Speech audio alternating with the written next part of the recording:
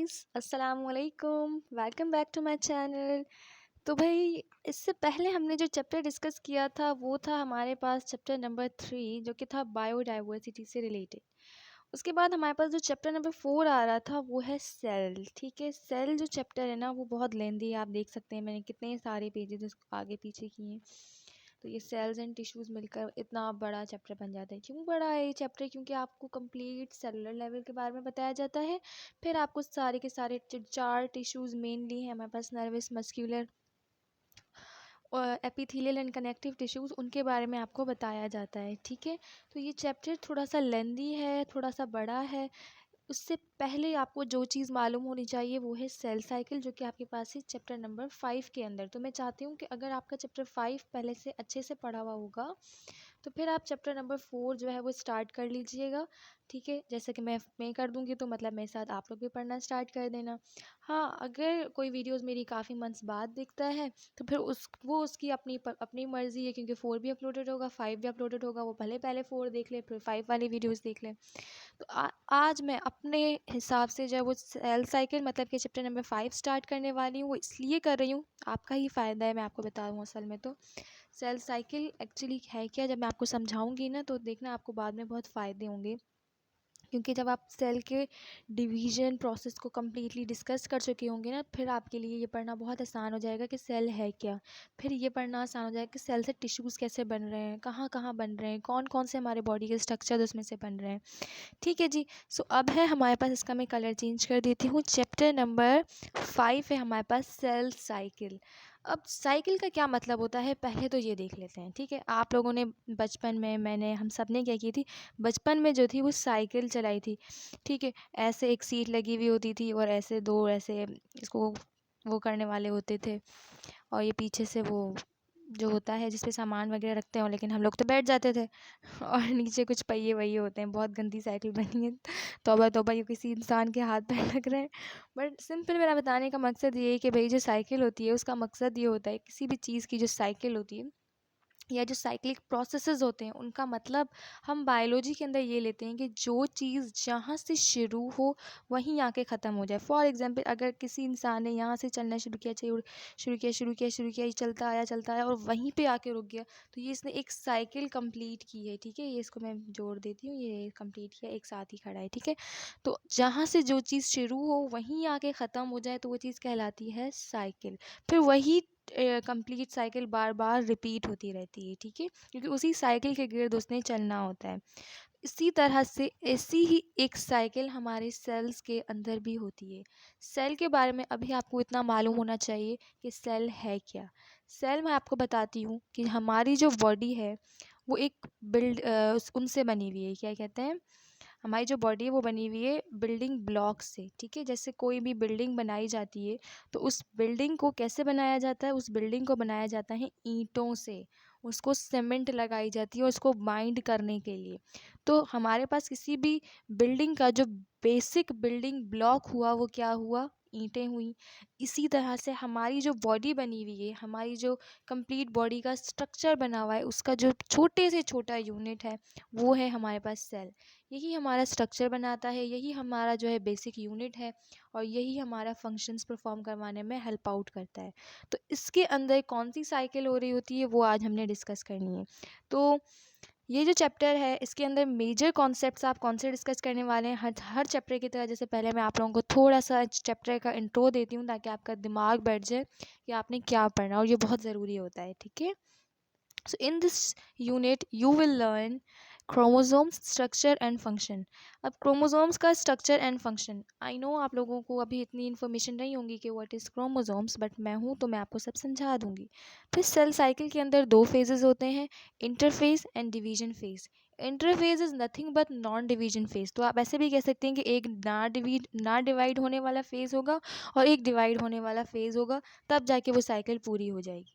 ठीक है, एक उसके अंदर फेज़ होता है माइटोसिस का। ठीक है, इसी तरह से एक होता है मियोसिस का, ये जो अभी मैंने टिक किया है। माइटोसिस के फेजेस कौन कौन से हैं वो हमने डिस्कस करने हैं, इसी तरह से मियोसिस के भी फेजेस डिस्कस करने हैं। फिर अहमियत क्या है, सिग्निफिकेंस क्या है माइटोसिस की, आई हैव नो आइडिया कि आगे मियोसिस की इसमें अंदर सिग्निफिकेंस लिखी है या नहीं लिखी है, बट मुझे याद रहा तो मैं आप लोगों को ज़रूर बताऊंगी, ठीक है। आप लोगों ने याद दिलाना है, क्योंकि पता है क्या होता है, मैं लेक्चर तो बना रही होती हूँ, एंड में जब 30 मिनट गुजर जाते हैं फिर मैं भूल जाती हूँ मैंने स्टार्टिंग में आपसे क्या कहा था। जैसे अभी मुझे याद आया लास्ट लेक्चर के अंदर मैंने आपसे कहा था कि एक बात आप लोगों को बताऊंगी, और फिर वो मैं एंड में मैंने कही नहीं थी क्योंकि मैं भूल गई थी। तो वो बात दरअसल ये थी, मैंने आपसे ये पूछना था कि आप लोग अगर मेरे लेक्चर्स को देखकर अच्छे से पढ़ रहे हो तो अभी आप बैठो अपने सीनियर्स के साथ, अपने बड़े बहन भाइयों के साथ, और उनसे डिस्कस करो और उनसे बोलो, क्वेश्चनिंग करो ना। ऐसे तुम्हें पता ही है ऐसे होता है, अच्छा हो सकता है क्या आपकी वो मिस्टेक निकाल दें, हो सकता है आप उनको कुछ सिखा दो, ऐसे ना कॉन्सेप्ट्स क्लियर होते हैं। तो ये आपने करना है, ये मैंने बात कहनी थी और मैं उस दिन भूल गई थी, ठीक है। फिर बीच में एक टॉपिक है हमारे पास, नेक्रोसिस एंड एपोप्टोसिस। ये बेसिकली सेल डेथ से रिलेटेड होते हैं।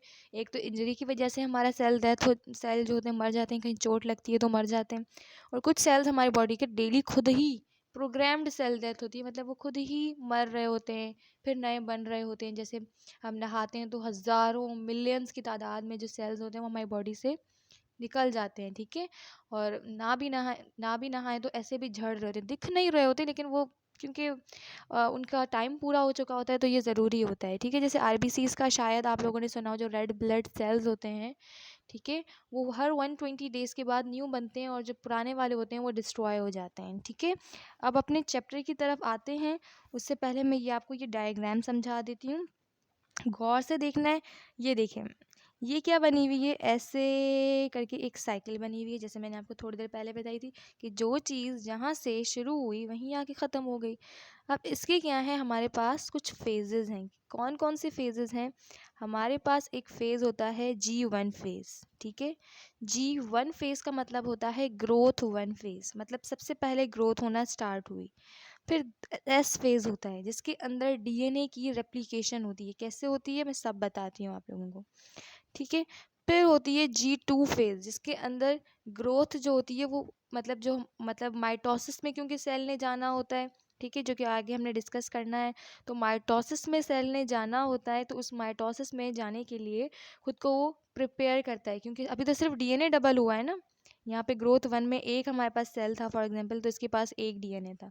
यहाँ पे सिंथेसिस फेज़ के अंदर डीएनए डबल हो गया तो 2 डीएनए हो गए, लेकिन बाकी भी तो डीएनए के अलावा भी तो सेल के अंदर चीज़ें होती हैं ना, उनको भी तो माइटोसिस में जाने के लिए डबल होना है, तो वो ग्रोथ 2 फेज़ के अंदर होते हैं, ठीक है। कुछ एंजाइम्स एक्ट करते हैं, ऐसा होता है।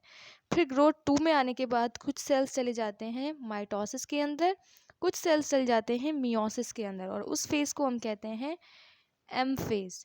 माइटोसिस हो या मियोसिस हो, ये चार आपको बेसिक उनकी वो मिलेंगी, स्टेजेस मिलेंगी। मियोसिस में इसके अलावा भी होती हैं, ठीक है, क्योंकि उसका जो हमारे पास इनमें से एक स्टेज होती है जिसकी फर्दर 5 टाइप्स और होती हैं, ठीक है। वो हम इसके जो फेजेज़ हैं उसके अंदर डिस्कस करेंगे। अभी आप मेनली ये याद रखें कि जो एम फेज़ होता है उसके अंदर ये चार बहुत इंपॉर्टेंट होती हैं। प्रोफेज़ फर्स्ट वाली, सेकंड वाली मेटाफेज़, थर्ड वाली एनाफेज़, फोर्थ वाली टीलोफेज़। सिर्फ नाम की हद तक याद रखें, अभी आपका इनसे कोई काम नहीं है। हल्का हल्का समझा रही हूँ, हल्का हल्का समझें। नहीं आ रहा समझ में, बैक करें, पीछे करें, फिर से देखें वीडियो को। फिर कुछ सेल्स ऐसे होते हैं जो क्या करते हैं, चले जाते हैं G0 फेज़ के अंदर। ये जो G0 फेज़ है ना, इसको अलग से रखा हुआ है हमने, क्योंकि कुछ सेल्स ग्रो ही नहीं करते। एक दफ़ा वो आपकी बॉडी में आ गए तो वो फिर से ना ख़त्म होते हैं ना वो फिर से न्यू बनते हैं। क्यों नहीं बनते वो सेल्स, जैसे आपके जो ब्रेन के सेल्स होते हैं ना, वो बार बार नहीं बनते। एक दफ़ा अल्लाह ने बना दिए बस फिर नहीं बनते, ठीक है। तो इनके कुछ ऐसे सेल्स भी होते हैं जिनके अंदर हीलिंग पावर बहुत कम होती है, तो ऐसे जो सेल्स होते हैं वो G0 फेज़ के अंदर चले जाते हैं। अब मैं यहाँ पर एक पेज इंक्लूड कर देती हूँ, ताकि पहले तो मैं एक ये काम कर लूँ, फिर मैं ये दूसरा काम कर लूँ कि यहाँ पे एक पेज एडिट कर लूँ, ठीक है, जिसके ऊपर मैं आपको समझाऊँ। अब समझें, यही वाली जो साइकिल है ये मैं आपको समझाने लगी हूँ। पहले पहले मैंने आपको क्या बोला कि G1 फेज़ होगा। इस G1 फेज़ के अंदर क्या होगा, इस G1 फेज़ के अंदर सेल क्या करेगा, जैसे ये फॉर एग्जांपल एक सेल है। इस सेल के पास क्या होता है, क्रोमोसोम्स होते हैं। क्या होते हैं, क्रोमोसोम्स होते हैं। ये क्रोमोसोम बना है, ये जो ऐसे मैं बना रही हूँ ना, ये एक क्रोमोसोम है, इसकी 4 आर्म्स हैं, ये और ये दोनों आपस में सिस्टर क्रोमेटिड्स हैं। क्या हैं, सिस्टर क्रोमेटिड्स हैं, ठीक है। अगर इधर ही दूसरा क्रोमोज़ोम होता तो ये क्या होती आपस में, ये दोनों आपस में क्या है, नॉन सिस्टर क्रोमेटिड्स हैं। ठीक है।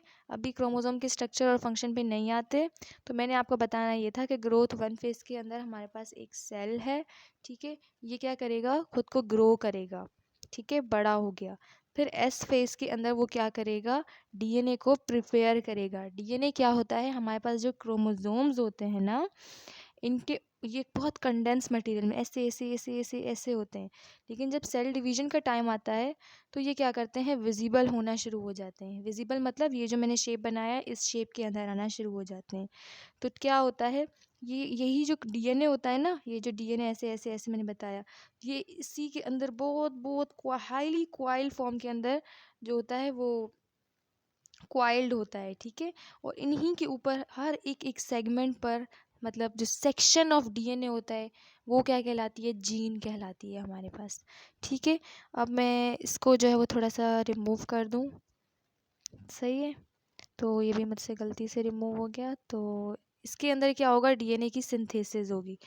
सिंथेसिस मतलब रेप्लिकेशन होगी, क्योंकि पहले इसके पास अपना डीएनए है, मतलब क्रोमोसोम है, उसकी एक और कॉपी बना ली हमने, ताकि जब ग्रोथ टू फेज, ताकि जब वो उसमें माइटोसिस और मियोसिस का प्रोसेस करे तो दो सेल्स मतलब कॉपीज, मतलब सेल डिवीजन हो सके। अब ग्रोथ टू फेज के अंदर सिर्फ डीएनए तो डबल पहले हो गया था, दूसरी ऑर्गेनेलीज, उन पे एंजाइम्स एक्ट करें, वो सारा प्रोसेस इसके अंदर होगा। ठीक है। तो अब हमारे पास सारी चीज़ें दो दो हो गई हैं। ठीक है। फिर माइटोसिस के अंदर या फिर मियोसिस के अंदर, माइटोसिस हमारे पास हमारे बॉडी के सारे सेल्स में हो रही होती है। ठीक है। जैसे आपके जो भी सेल्स होते हैं ना, नॉर्मली जितने भी सेल्स होते हैं, लेकिन जो रिप्रोडक्टिव सेल्स होते हैं उनके अंदर मियोसिस होती है। माइटोसिस एंड मियोसिस का डिफरेंस हम डिस्कस करेंगे। ठीक है, ताकि आपको समझ आ जाए। तो अभी आपने याद रखना है कि अब ये हमारे पास सारा का सारा मटेरियल डबल हो चुका है। अब ये जो डबल वाला मटेरियल है ये माइटोसिस एंड मियोसिस में जाएगा। माइटोसिस में जाएगा तो 2 कॉपीज़ बनेंगी, मियोसिस में जाएगा तो 4 कॉपीज़ बनेंगी। ठीक है, कैसे बनेंगी वो सब हम देखेंगे। यहाँ तक आई होप थोड़ा सा क्लियर हो गया होगा। ठीक है।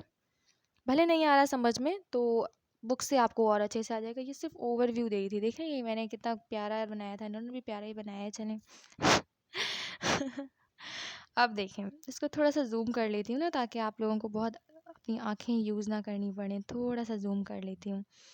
सही, कहाँ गया भाई, मेरे पास कलर था एक, हाँ ये रहा। तो रेड कलर से लिखते हैं ना, ताकि मज़ा तो आए। अब हैं क्रोमोसोम्स। ठीक है। क्रोमोसोम्स के बारे में मैं आपको कब से बता रही हूँ, क्रोमोसोम्स होते हैं, क्रोमोसोम्स होते हैं। अब क्रोमोसोम्स होते हैं क्या है, so the term chromosome is given by German embryologist Walther Flemming in 1882। 1882 के अंदर एक साइंटिस्ट था या एक एम्ब्रियोलॉजिस्ट था। एम्ब्रियोलॉजिस्ट वो होते हैं जब बेबी की डेवलपमेंट हो रही होती है मदर की बॉडी के अंदर, तो जो उनकी स्टडी करते हैं उनके कहते हैं कि वो एम्ब्रियोलॉजिस्ट हैं। ठीक है।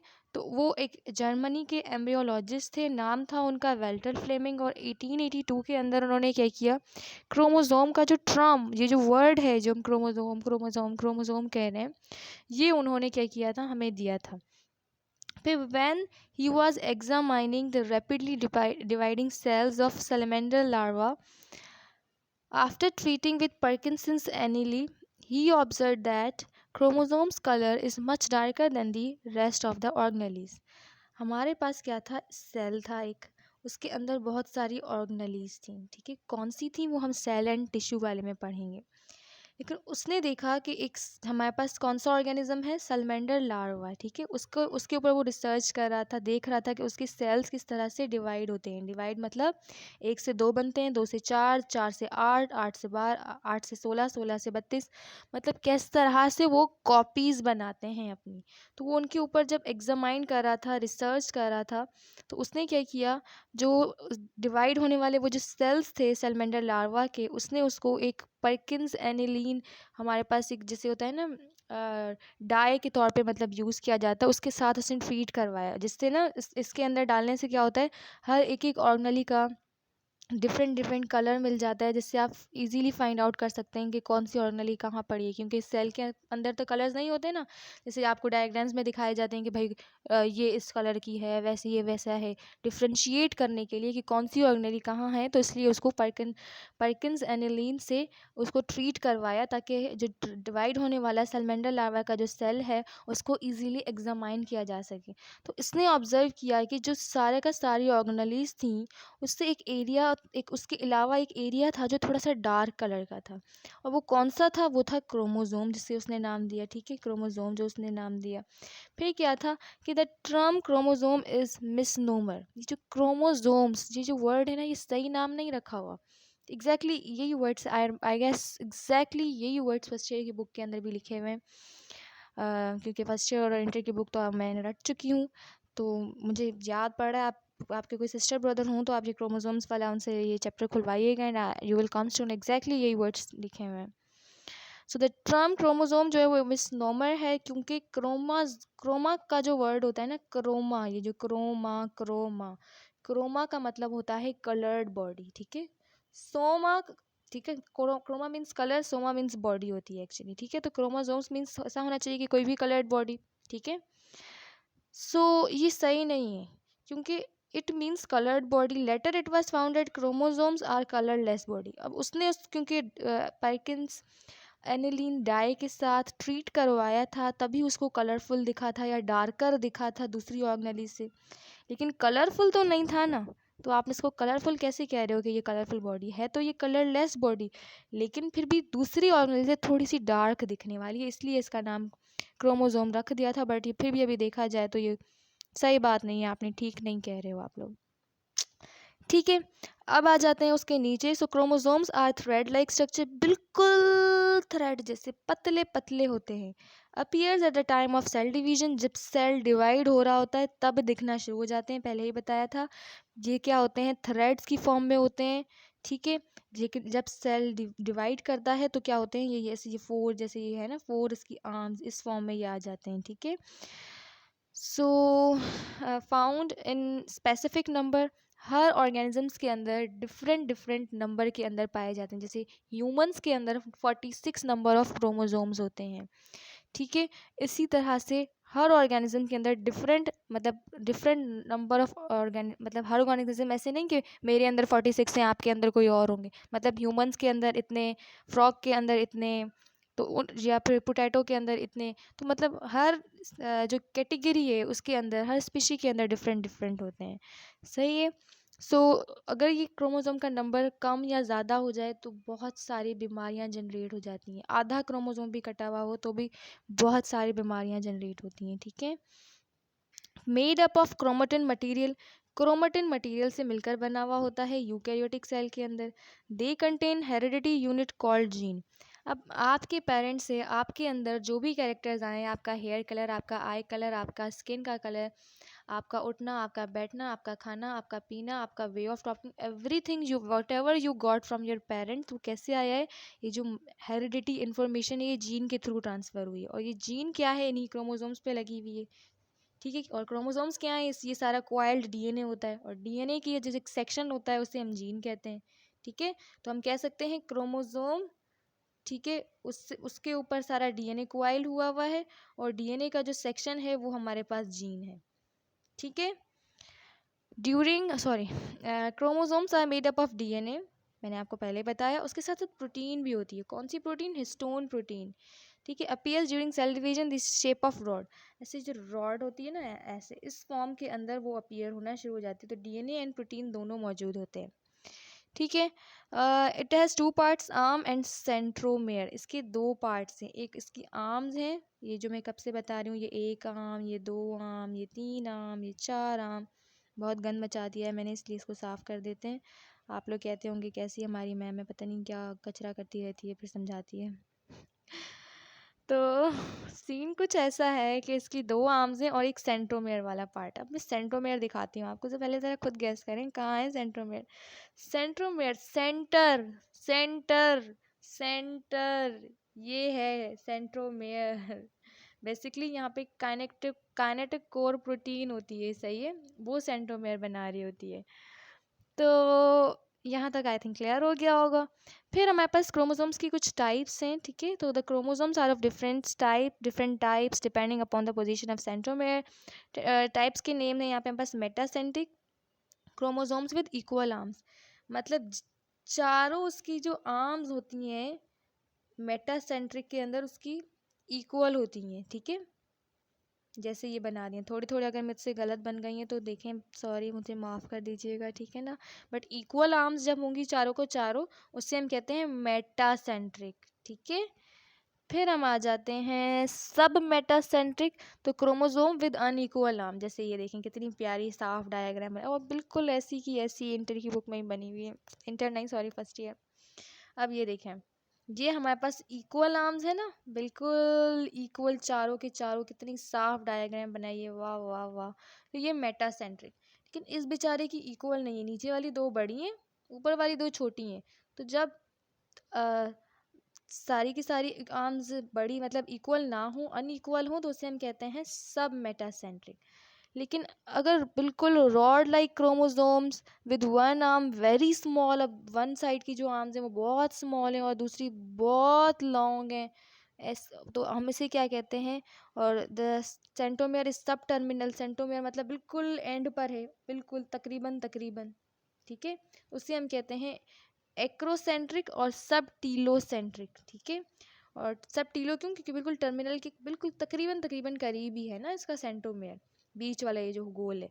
और ये तो भाई इसकी तो बना हुआ ही ये ऐसे है कि जो सेंट्रोमेयर की लोकेशन है वो है ही एंड ऑफ क्रोमोसोम पे, तो मतलब टर्मिनल पर है, टर्मिनल पर है मतलब टीलोसेंट्रिक। थोड़ा सा इसको रिवाइज करवाती हूँ ताकि आपका कॉन्सेप्ट क्लियर हो जाए। अगर चारों आर्म्स एक जितनी होंगी, बीच में सेंट्रोमेयर होगा तो मेटासेंट्रिक। दो आर्म्स बड़ी होंगी, या सो आप एक आर्म भी कंसीडर कर सकते हैं, और ऊपर वाली जो होगी मतलब नीचे वाली जो होगी वो बड़ी होगी, ऊपर वाली जो होगी वो एक छोटी होंगी, तो हम उसे क्या कहेंगे, सब मेटासेंट्रिक। इसी तरह से एक्रोसेंट्रिक में क्या होगा, बिल्कुल तकरीबन तकरीबन एंड पर होगा इसका सेंट्रोमेयर, और फिर दो बड़ी हुई होंगी। एक बार ये तो ऐसा है कि भाई इसकी तो बिल्कुल टर्मिनल पर ही है सेंट्रोमेयर, लग ही नहीं रही कि ये ऊपर से कुछ है भी। अगर इस शेप का होगा तो इसे हम कहेंगे टीलोसेंट्रिक, ये मेटासेंट्रिक, ये सब मेटासेंट्रिक, ये एक्रोसेंट्रिक, ये टीलोसेंट्रिक, लेकिन इसको भी हम सब टीलोसेंट्रिक कह सकते हैं। क्लियर है। अब फिर मैं इस कचरे को थोड़ा साफ करती हूँ, आपको एक डायग्राम समझाती हूँ, और फिर ये फॉर्मेशन ऑफ क्रोमोसोम पढ़ते हैं, सेल साइकिल से नेक्स्ट लेक्चर में स्टार्ट करेंगे। अब ये देखें आप, कलर कौन सा चूज़ करूँ, लाइव क्लास होती तो फिर मैं आपसे पूछती, लेकिन देखें अभी मुझे खुद बताना पड़ेगा।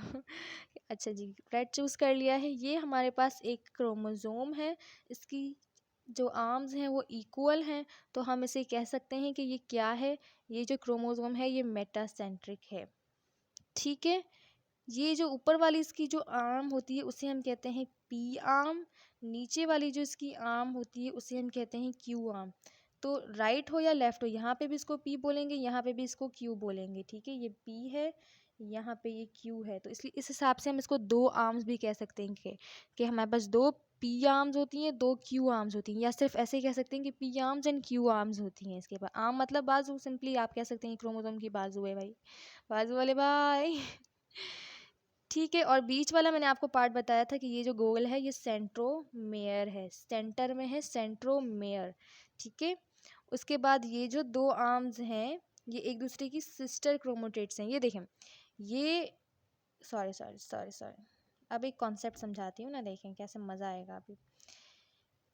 ये हमारे पास पी आर्म, ये हमारे पास क्यू आर्म, ठीक है, ऐसा है। ये पी, ये क्यू, ये भी सॉरी ये क्यू है तो फिर मैंने पी क्यों बनाया है, ये पी ये क्यू, ये पी ये क्यू, क्लियर है इतना। तो ये जो दोनों क्यू हैं हम इनको एक आर्म कंसीडर कर सकते हैं, जो दोनों पी हैं इनको हम एक आर्म कंसीडर कर सकते हैं, ठीक है। क्योंकि ये क्या है, एक ही आर्म की दो क्रोमेटिड्स हैं, क्रोमेटिड्स मतलब कि क्रोमोसोम की सब डिवीजन है, क्रोमेटिड। तो एक ये क्रोमेटिड, एक ये क्रोमेटिड, एक ये क्रोमेटिड, एक ये क्रोमेटिड, तो चार क्रोमेटिड्स हैं इसकी, एक क्रोमोसोम है, दो आर्म्स हैं इसकी, ठीक है। पी क्यू दो आर्म्स, चार क्रोमेटिड्स और एक क्रोमोसोम की, ठीक है। ये हमारे पास मेटासेंट्रिक वाला क्रोमोसोम की शक्ल है।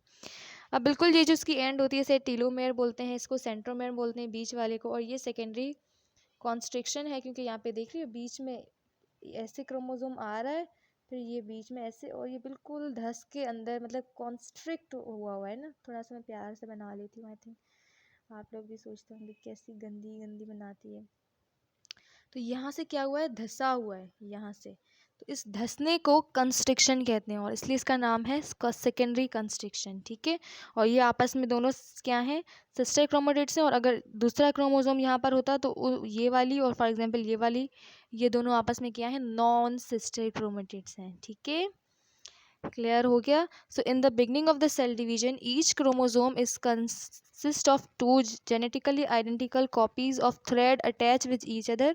तो जब सेल डिवीजन स्टार्ट होती है तो हर क्रोमोसोम किस पे कंसिस्ट होता है कि जेनेटिकली आइडेंटिकल, मतलब दोनों बिल्कुल एक जैसी कॉपीज होती हैं। कैसी, बिल्कुल थ्रेड्स की वो बनी हुई होती हैं जो कि एक दूसरे के साथ सेंट्रोमेयर के थ्रू क्या होती हैं, अटैच हुई हुई होती हैं, ठीक है। और उन्हें हम कहते हैं क्रोमेटिड्स या फिर सिस्टर क्रोमेटिड। तो ये क्या है, थ्रेड लाइक स्ट्रक्चर्स हैं, सेंट्रोमेयर के थ्रू अटैच हुई हुई हैं, और क्या है ये आइडेंटिकल कॉपीज़ हैं। तो हमारे पास ऐसा भी है, हो सकता है हम कह सकते हैं कि ये पूरी एक क्रोमेटिड है और ये पूरी दूसरी क्रोमेटिड है। सो थोड़ा मैं इसको क्लियर करके समझाती हूँ, बहुत ही शायद मैं आगे चली गई। तो ये एक क्रोमेटिड, ये पी वाली साइड, ये क्यू वाली साइड, ये पी वाली साइड, ये क्यू वाली साइड, ये दूसरी क्रोमेटिड, और ये दोनों मिलके सेंट्रोमेयर के साथ पे ऊपर जब अटैच हुए हैं दोनों थ्रेड लाइक के, तो ये क्या बन गए हमारे पास, ये बन गया क्रोमोसोम। और नीचे ये जो दोनों थ्रेड लाइक स्ट्रक्चर्स हैं, पी आर्म और क्यू आर्म मिलकर एक साइड की क्या बना रही हैं, सिस्टर क्रोमेटिड्स। ऊपर वाली दोनों को पी आर्म्स बोला, नीचे वाले को क्यू आर्म्स बोला। क्लियर है। Formation of chromosomes, each chromosome in eukaryotic are composed of chromatin fibre. Chromosomes किससे बना हुआ होता है, क्रोमेटिन फाइबर से बना हुआ होता है, मतलब थ्रेड्स की तरह स्ट्रक्चर होते हैं, धागे नुमा स्ट्रक्चर होता है, उनके अंदर न्यूक्लियोसोम्स होते हैं, ठीक है।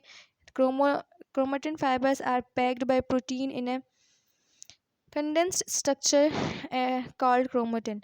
जब क्रोमेटिन फाइबर्स होती हैं वो क्या होती हैं, कंडेंस हो जाती हैं जब सेल डिवीजन नहीं हो रही होती। तो मैंने आपको बताया था ना, कंडेंस बिल्कुल स्ट्रक्चर बनता है, तो वो प्रोटीन्स के थ्रू पैक्ड होती हैं। तो chromatin fibres are packed by protein, ठीक है। प्रोटीन प्रोटीन फॉर एग्जांपल मैंने लगा दी इन पे।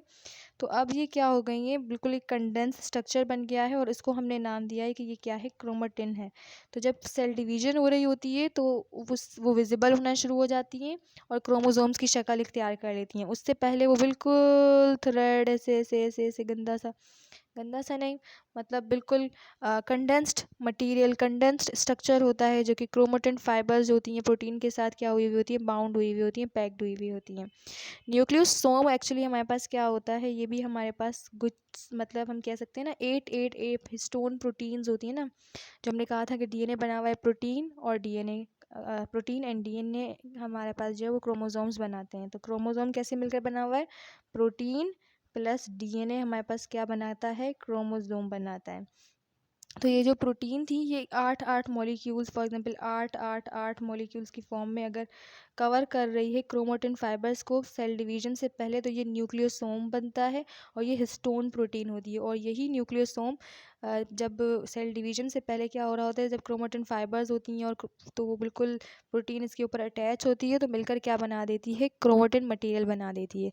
लेकिन जब क्या होता है, सेल डिवीजन का प्रोसेस स्टार्ट होता है, सेल डिवाइड करना शुरू करता है, तो फिर सीन कुछ ऐसा होता है कि जो हमारे पास क्रोमेटिन मटेरियल होता है वो क्या बन जाता है, ये जो chromatin material heredity information transfer करने वाला मटेरियल, ये क्या बन जाता है, क्रोमोसोम बन जाता है। So chromatin allow the very long DNA molecule to fit into the cell nucleus. अब प्रोटीन क्योंकि क्रोमेटिन बहुत कंडेंस है, बहुत बहुत बहुत पतला पतला पतला पतला पतला है, तो वो सेल के अंदर मतलब इसकी आई गेस 7.2 फीट, पता नहीं कितनी मुझे एग्जैक्टली याद नहीं है, but it was 7 point something feet में मतलब इसकी जो होती है वो लेंथ होती है। अगर आप इसको पूरा खोलेंगे तो इतना पतला होता है और इतना लंबा होता है। तो इतनी छोटी सी चीज़ को आप जब सेल के अंदर फिट कर रहे हो, उसके न्यूक्लियस के अंदर कितनी जगह लेगा, तो इसलिए वो इतना हाईली क्वाइल्ड होता है, इतना सुपर क्वाइल्ड होता है वो, कि वो बहुत कम जगह लेकर वो इतना लंबा स्ट्रक्चर वहाँ मौजूद होता है। सो हमने कहा chromatin allows the very long DNA molecule, क्योंकि होता है तो वो डीएनए मॉलिक्यूल ही है, ठीक है, DNA molecule plus protein. Protein nucleosome का हम ऑलरेडी डिस्कस कर सके। So to fit into the cell nucleus during cell division chromatin condenses. जब सेल डिवीजन होती है तो ये क्रोमेटिन मटेरियल जो होता है वो कंडेंस होना शुरू हो जाता है। कंडेंस होकर वो क्या बना जाता है, विजिबल हो जाता है, और क्या बना देता है, क्रोमोज़ोम बना लेता है। क्रोमोज़ोम की शक्ल जब वो इख्तियार कर लेता है, कलर से आपको शो कर दूँ, क्रोमोज़ोम बना लेता है। और ये आपको कैसे दिखता है, फिर भी माइक्रोस्कोप के थ्रू दिखता है। ऐसे नहीं आप ऐसे आंखें निकाल के देखेंगे और आपको सब दिखना शुरू हो जाएगा। No no no no no no, थोड़ा सा माइक्रोस्कोप यूज़ कर लें। The structure of chromosomes varies through the cell cycle. अब उसके अंदर बहुत सारा जो स्ट्रक्चर होता है कैसे कैसे वेरी होता है। पहले बहुत थ्रेड होते हैं, फिर थोड़ा नजर आना शुरू होता है, फिर सिस्टर क्रोमेटिड्स बनती हैं, फिर वो जो होती हैं पोल्स पर जाती हैं, फिर वो अलग अलग सेल्स के अंदर चली जाती हैं। तो वो किस तरह से वेरी कर रहा होता है वो सब हमने सेल साइकिल के अंदर पढ़ना है।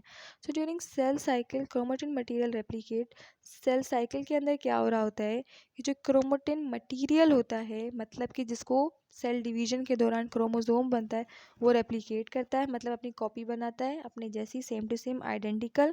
फिर वो डिवाइड होता है। अब कॉपी बन चुकी है तो अब वैसी दो चीज़ें बन सकती हैं, and pass successfully to their daughter cells. अब एक सेल से जो बाद में सेल बनता है, फॉर एग्जांपल ये एक सेल है, इससे दो सेल बने, तो इन दोनों नीचे जो बाद में बने इनको हम डॉटर सेल्स बोलते हैं, ठीक है। तो ये इसने क्या की, अपनी कॉपीज ट्रांसफ़र की हैं किसके अंदर, अपने डॉटर सेल्स के अंदर। कैसे की हैं, क्योंकि ये डिवाइड हुआ है। डिवाइड कैसे हुआ है, अपनी रेप्लिकेशन की है इसने डीएनए की, ठीक है, for survival of their progeny.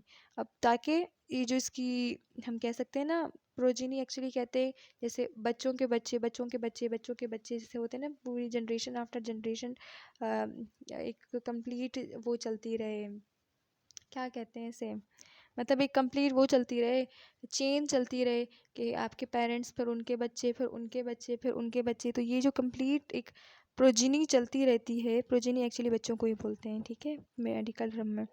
सो ये सर्वाइवल, ये कभी मरे ना, ठीक है। आपकी जो वो है, क्या कहते हैं इसको, एग्जैक्ट मुझे उर्दू का वर्ड याद नहीं आ रहा, जो कहते हैं कि हमारी नस्ल, या एग्जैक्टली आपकी नस्ल ख़त्म ना हो, आपकी नस्ल ज़िंदा रहे, तो उससे इसलिए प्रोजेनी मतलब बच्चे इसीलिए होते हैं क्या, ताकि आपके बाद वो हों और फिर उनके बाद कोई और हो। इसी तरह से आपकी नस्ल दर नस्ल ये जो चलने वाली जो चीज़ होती है वो आपके डीएनए के थ्रू या आपकी हेरिडिटी इन्फॉर्मेशन ट्रांसफ़र हो रही होती है। Sometimes cell division is also responsible for genetic diversity. कुछ दफ़ा जब सेल डिवीजन होती है तो वहाँ पर क्या होती है, सेल डिवीजन की मैंने आपको एक टाइप बताई थी, मियोसिस। इसके अंदर मैंने आपको कहा था कि वो रिप्रोडक्टिव सेल्स में होती है। रिप्रोडक्टिव सेल्स वो होते हैं जो रिप्रोडक्शन करवाते हैं, ठीक है। तो उसमें क्या करवाती है, जेनेटिक वैरायटी पैदा करवाती है, ठीक है, क्योंकि उसके अंदर मदर का सेल और फादर का सेल कहीं और से आया है, मतलब उनके पेरेंट्स से आया है, और मदर का सेल कहीं और से आया, मतलब उनके पेरेंट्स से आया। अब इन दोनों के पेरेंट्स सेम नहीं थे, लेकिन अब इनके जो बच्चे होंगे, मतलब उस जो फादर और मदर के, उनके अंदर वैरायटी होगी, फादर वाली वैरायटी भी होगी, मदर वाली भी होगी, तो इस वजह से वेरिएशंस पैदा होती हैं। तो बिल्कुल एग्जैक्टली कॉपीज़ नहीं बन रही होती, क्योंकि कुछ जो होते हैं ना, जैसे हाइड्रा वगैरह जिनके अंदर माइटोसिस हो रही होती है, वो एग्जैक्टली कॉपीज़ बनती हैं उनके अंदर, क्योंकि उनके अंदर रिप्रोडक्शन का प्रोसेस ऐसे नहीं होता है कि दो जो हमारे पास ऑर्गेनिजम्स हैं वो इंटरब्रीड करें एंड देन ऑफ स्प्रिंग्स पैदा हो। वो खुद ही बडिंग के थ्रू, वो खुद ही दूसरे प्रोसेसेस के थ्रू, फिजन के थ्रू क्या करते हैं, ऑफ स्प्रिंग्स को रिप्रोड्यूस करते हैं और अनलिमिटेड प्रोड्यूस करते हैं, ठीक है। इसलिए उनके अंदर जेनेटिक वैरायटी नहीं होती। मियोसिस के अंदर जेनेटिक वैरायटी, डाइवर्सिटी, वेरिएशंस देखने को मिलती हैं, ठीक है। तो ये हमने कुछ स्टार्ट किया इस चैप्टर को। आई थिंक वीडियो बहुत बड़ी हो गई है। नेक्स्ट वीडियो के अंदर इंशाल्लाह हम सेल साइकिल और ये जो माइटोसिस है डिस्कस करेंगे। मैं कोशिश करूँगी कि पेज पे पहले आपको थोड़ा समझाऊँ, फिर आपको इस पे समझाऊँ। आई होप आप लोगों को वीडियो पसंद आई होगी। डिस्क्रिप्शन को चेक कर लीजिएगा, मेरे ग्रुप को ज्वाइन कर लें, मेरे पेज को ज्वाइन कर लें, फेसबुक पर हैं ये दोनों। इसके अलावा मेरा इंस्टाग्राम पर भी पेज है, उसको भी आप लोग ज्वाइन कर सकते हैं। अपना आप लोगों ने बहुत सारा ख्याल रखना है। इस वीडियो को कम से कम 3 फ्रेंड्स के साथ शेयर करना है। थोड़ी सी भी अगर वीडियो पसंद आई तो प्लीज़ प्लीज़ प्लीज़ से लाइक कीजिएगा। अपना आप लोगों ने बहुत सारा ख्याल रखना है। अभी अभी के अभी बुक खोलें, इस चैप्टर को, इस टॉपिक को जो मैंने पढ़ाया उसको रिवाइज़ करें और मेन पॉइंट्स अपनी कॉपी में लिखें। जो समझ नहीं आया वीडियो को फिर से खोल के देखें। अल्लाह हाफ़िज़।